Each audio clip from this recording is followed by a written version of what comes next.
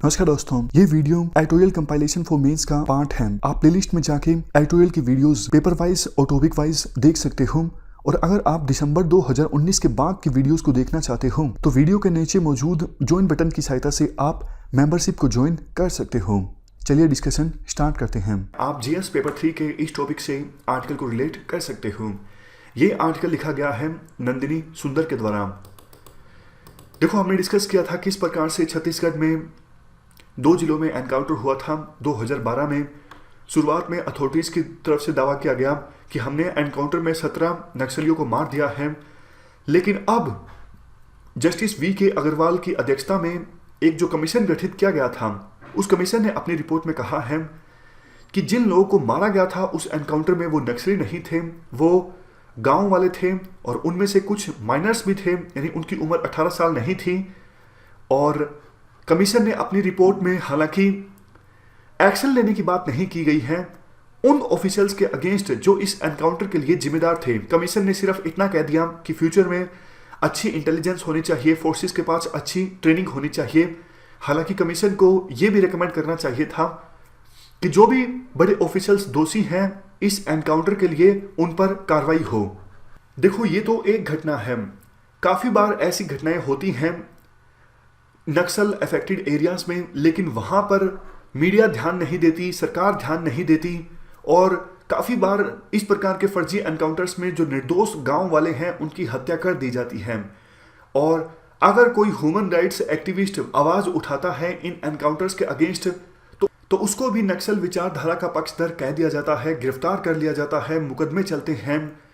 तो कहने का मतलब देखो ये है कि सिक्योरिटी फोर्सेस के द्वारा इस प्रकार से एनकाउंटर किया जाता है, प्रॉपर अकाउंटेबिलिटी फिक्स होनी चाहिए, लेकिन आमतौर पर जो स्टैंडर्ड प्रोटोकॉल है उसे भी फॉलो नहीं किया जाता।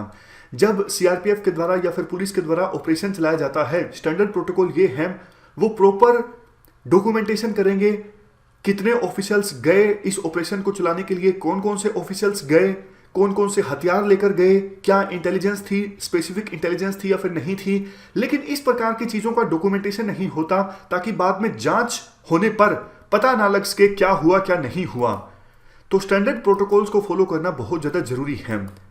इस मामले में गांव वालों ने लंबा संघर्ष किया इंसाफ पाने के लिए। उन्होंने प्रधानमंत्री को लेटर लिखे, उन्होंने चीफ जस्टिस ऑफ इंडिया को लेटर लिखे ताकि इस पूरे मामले की निष्पक्ष जांच करवाई जा सके। और आखिरकार जांच हुई तो पता लगा ये जो एनकाउंटर था वो फर्जी था। 17 गांव वाले मारे गए इस एनकाउंटर में, ना कि नक्सली। वैसे लास्ट में देखो कुछ पॉलिटिकल पॉइंट्स भी हैं। फॉर एग्जांपल, जब ये एनकाउंटर हुआ था तो बीजेपी सत्ता में थी छत्तीसगढ़ में और कांग्रेस ने काफी सवाल उठाए थे, लेकिन आज कांग्रेस सत्ता में है और जो दोषी ऑफिशियल्स हैं इस एनकाउंटर के उनकी प्रमोशन हो गई है और दोषियों पर कार्रवाई कुछ नहीं की गई है कांग्रेस सरकार के द्वारा। तो ये सारे पॉइंट्स आंसर में लिखने लायक नहीं हैं।